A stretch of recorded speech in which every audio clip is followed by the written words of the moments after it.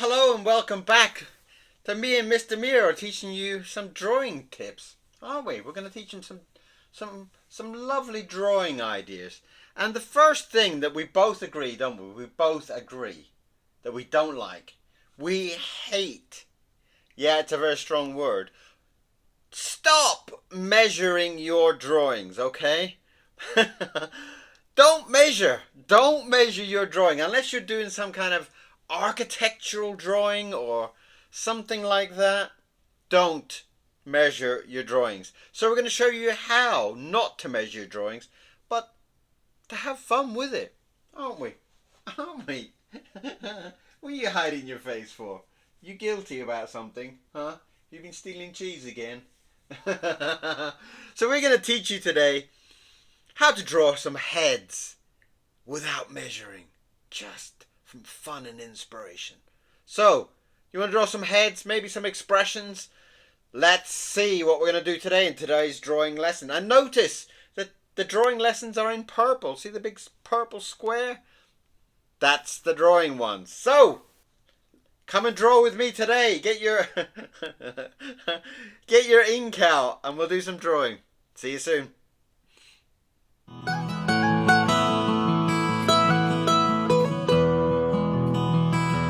Okay, well, welcome back.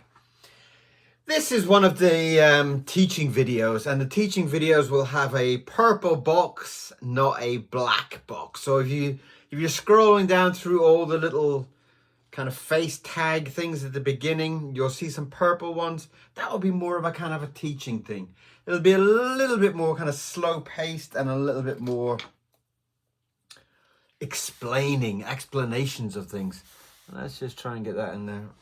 So, one of my pet hates when drawing a head is seeing people drawing with these straight lines through the, measuring everything up. Halfway down to here is where the eyes sit. Halfway between that is where the nose sits. Halfway, this, the big lines down here, measuring this, measuring that, measuring. Oh.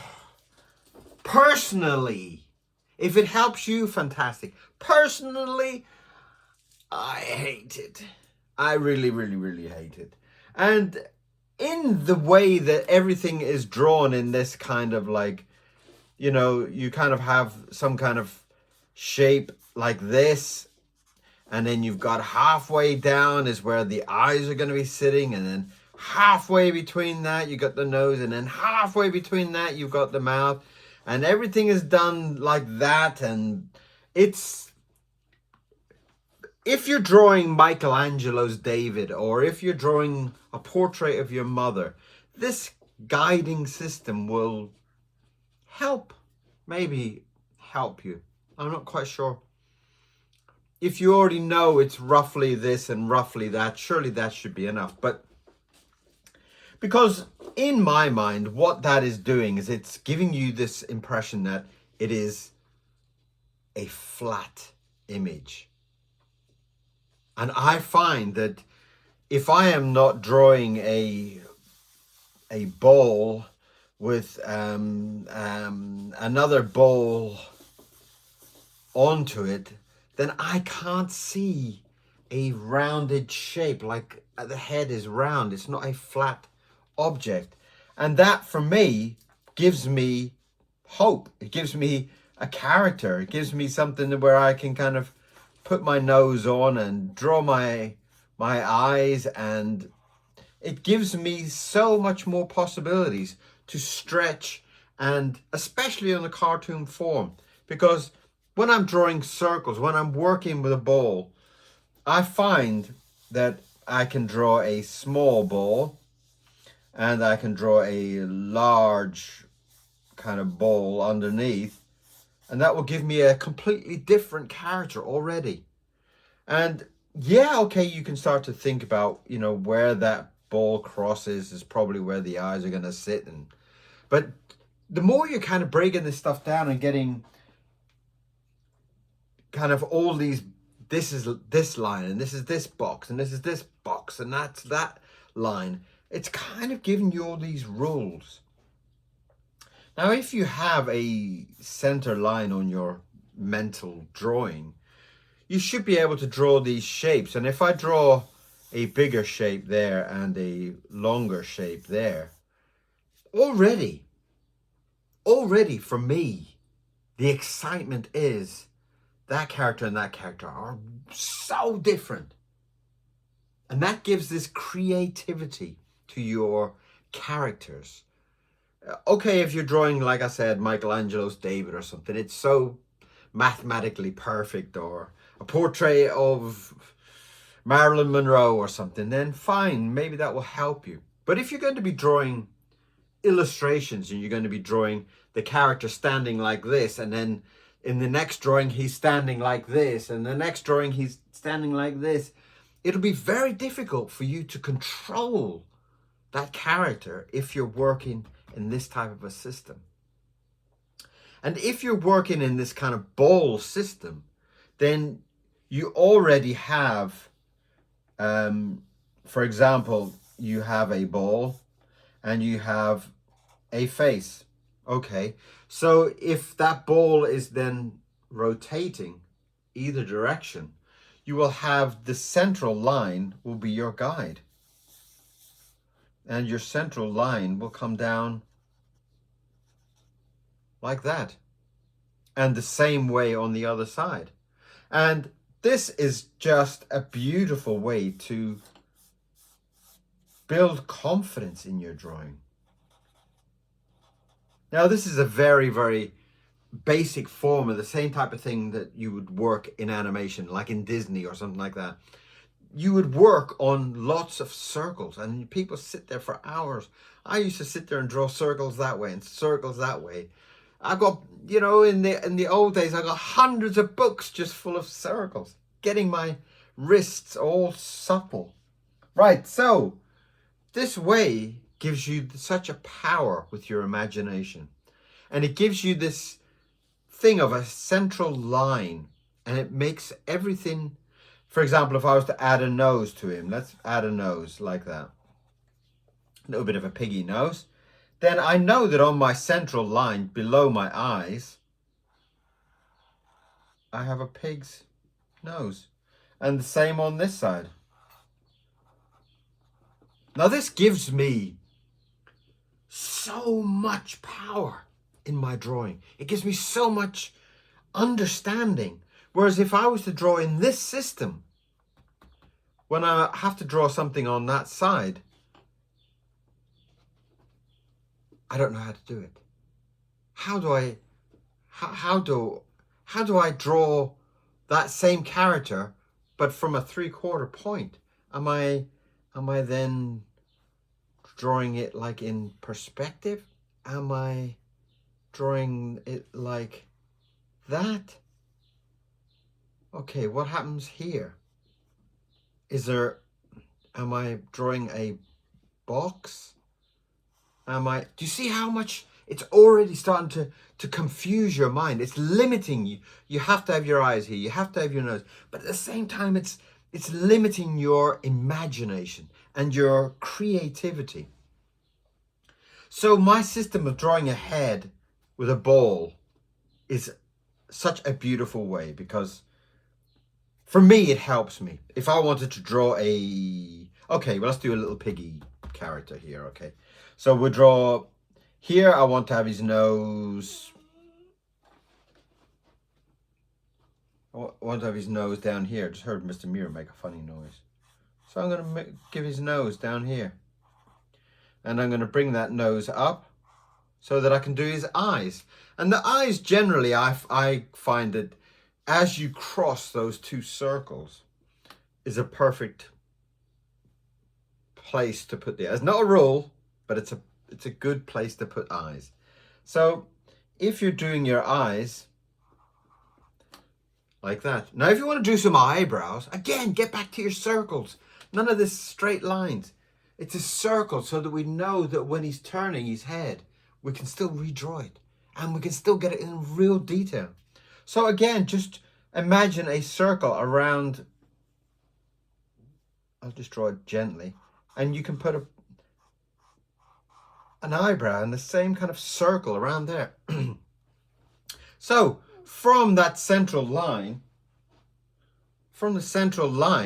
you're going to have some, you can see where my mustache is there, those lines that come down from the nose, from the side, they just come down. And they will change from a small mouth to a very big mouth. So that's a very, very simple addition to add to your character. So we'll draw those lines coming down and we will do something like that. That gives us a perfect thing of where do we want the mouth? Do we want the mouth halfway like this type of teaching? Or would we like the mouth a little bit lower? Would we like the mouth a little bit higher? Where do we want it to be? Now I kind of want him to be a little bit sad. So I'm going to raise the center. I'm going to put his mouth about there and I'm going to drag it all the way down to those corners. And that will give me a lovely sad pig. So if I stick some ears on the side, we've got a lovely pig. And that's basically from this stop. That's from this basic form of a circle. Now it's going to be a very, very new concept possibly for you, but I do find that if I'm drawing a character in multiple positions, as you would in animation, for example, when I worked on Lilo and Stitch, okay, he's a very complex little character to draw. But if you're drawing him with a circle and being able to move him on a circle, it becomes a much more pleasurable thing to draw. Then you've got accesses of the circle. So you can tilt it up and it's still on a circle and you still got that curve of a circle. In the same way that you could get a balloon and draw a cross on the balloon and turn the cross and you would see the cross move on that curve. That's such a beautiful, exciting way to do it. So, okay, so we've got something here. We've got another two circles here. And we could quite simply, let's draw a monkey maybe. Okay, we put our nose and we think about our eyes. So our eyes are pretty much on top of that kind of circle crossover. And I'm going to put the eyes a little bit far away, so they're not too close. Like this is quite close. I want to move the eyes a little bit further away. Again, it's opening up your creativity. And the creativity means that you could draw this monkey with the same two circles 5 or 6 different ways. And that inspires your own self. And it gives you such kind of power to be in control. So if I move the eyes a little bit further apart. Now I'm going to do this circle again to get my eyebrows. And I'm going to draw a big kind of circle around there. And there's my eyebrows. Again, I will draw another big circle around there to get my eyebrows. And my mouth. Where do I want my mouth? Here we rose it up to make him look quite sad. Here I'm going to draw it really low down, so that I can kind of give him a nice kind of toothy little smile. Now that in itself, again, add some ears. Go again with your circles. Adding your circles, add some big ears. Just to make it some fun, you know. Put some hair on it. Then you're starting to have something. And as the more you kind of get into this, let's just pull that. Oh, I've gone through the paper. But as you start to work through this process of the monkey, okay, the monkey, yeah, okay, the monkey. So you want to draw your monkey from a side view, okay. So we have that big kind of chin, okay. Let's keep the chin there. That's our basics from our circles, you know. And from that, we add our nose, which is on this central line, which we don't need to draw in because we can kind of visualize this line. But as the line curves, it will follow the curve. So add your nose. And you can see how simple this is coming. And it is already starting to give you that confidence. That confidence is you're not restricted to a measurement. You're now following a circle that is revolving. So we want to bring in our eyes. So we're going to do one eye about here, and we're going to do one eye about there, which again is probably about, and we're going to do this big circle here, and we're going to do our eyebrow. And we're going to draw another circle in there, and we're going to draw our eyebrow. Now, if you can imagine, again, with this kind of circle, where would the ear be? Would the ear be back here on this line? Or would it be closer to the eye? Or would it be somewhere in the middle? Right, maybe somewhere in the middle. Okay, so let's just do a little kind of rough idea, and we'll draw on those big ears. Now, if you can imagine this circle, that circle is going all the way around, so the other ear would be tucked in there behind. Now, this is the same character. Now, obviously, I will draw the mouth on this side so you actually see it. But there's the central line coming down, and there's his mouth coming up.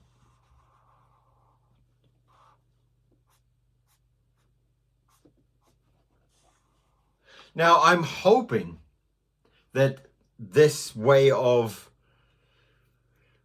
using a circle as the head and turning that circle from here to here will also give you so many building blocks, because you have so much ability to build onto this character, and it will, even if you're doing some kind of cartoon thing, it will give you this three-dimensional kind of feeling. Like here, he looks like a three-dimensional monkey. If we were to finish that drawing off in a nice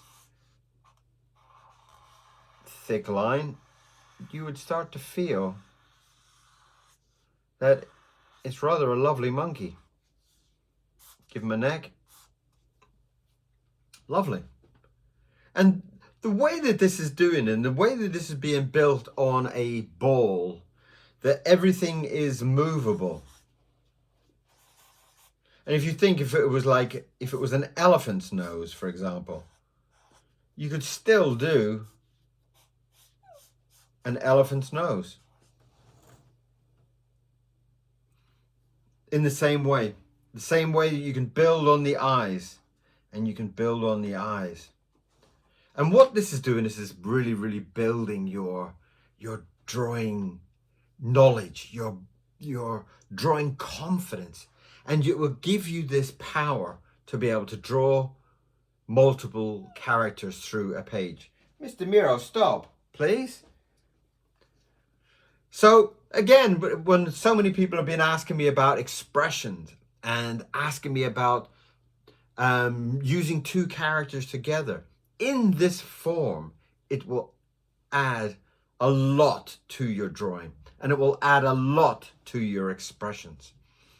We'll get more and more into that later on, but as a very simple thing, that if you have an elephant with a kind of expression like that, you can still do it like that.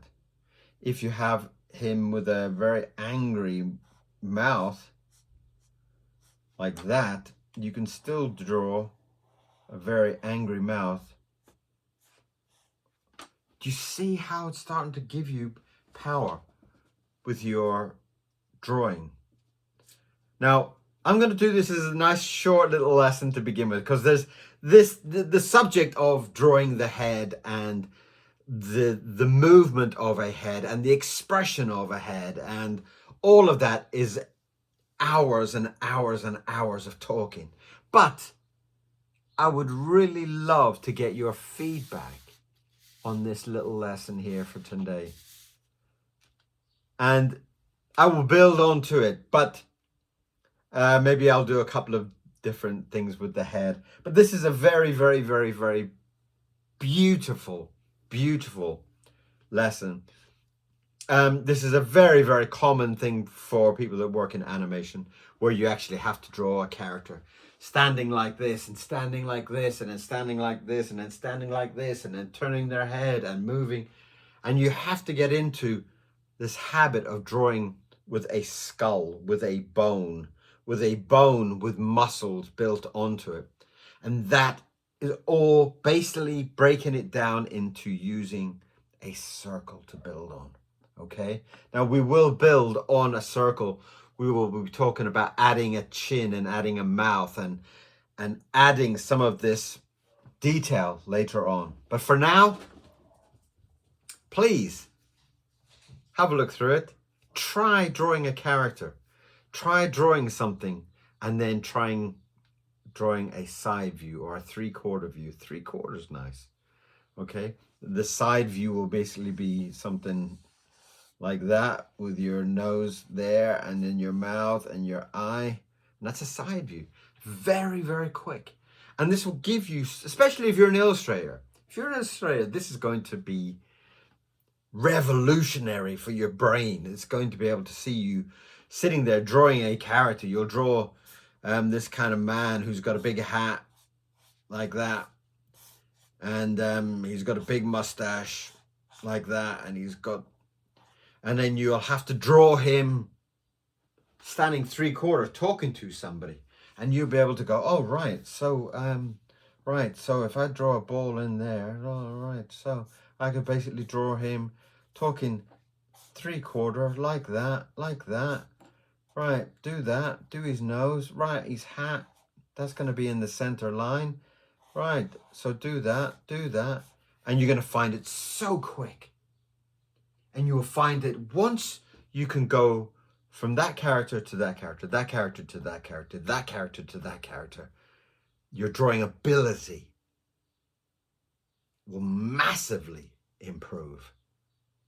I promise you. And that's a great thing to sit there in front of the TV and just scribble a little face and then try and draw it 3/4. Draw it face on, draw it 3/4. See if you can do it. See how your sketching gets.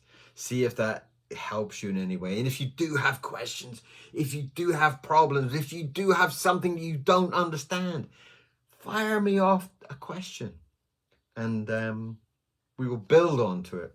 And this is going to be something I'm going to build up more and more as we go along. And if you see something that you like or you want me to redraw, I can redraw a character in 2 positions if you like, or whatever you need. Okay, so that is your purple box lesson for today.